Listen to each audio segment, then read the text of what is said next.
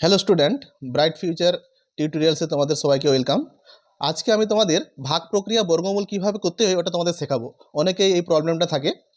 দেখো, প্রথমেই আমি একটা সংখ্যা লিখে ফেলেছি বাম সাইডে 1764। এই সংখ্যাটাকে কিভাবে আমি ভাগ প্রক্রিয়ার মাধ্যমে বর্গমূল নির্ণয় করব। সর্বপ্রথম তোমাকে কি করতে হবে না, এই যে ডান পাশের সংখ্যা রয়েছে না, এই ডান পাশ থেকে জোড়া জোড়া নিতে হবে, দুটো দুটো করে এইভাবে দাগ দিয়ে দেবে, এইভাবে দুটো দুটো করে দেবে।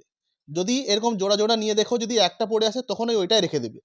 তারপর জোড়া জোড়া নেওয়ার পর এইভাবে নামটা গুনবে তোমরা, যেমন 1 একে 1, 2 2 এইভাবেই নেবে। দেখো 1 into 1, 2 into 2, 3 into 3, 4 into 4, 5 into 5, এইভাবে নামতাগুলো গুনতে হয়।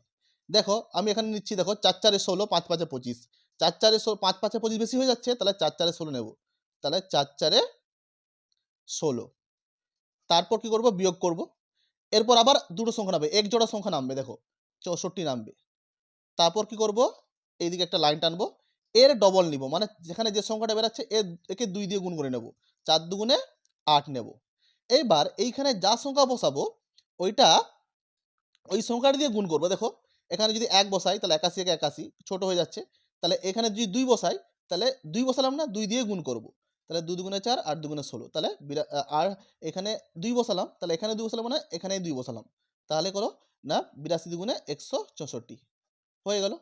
দেখো তাহলে এখানে বর্গমূল কত হলো, 42। তাহলে বর্গমূল সমান 64। তাহলে আমি এটা করে দিলাম তোমাদের। তাহলে এইটা তোমরা এই সাইডেরটা আমাকে কমেন্ট বক্সে করে দেখাও।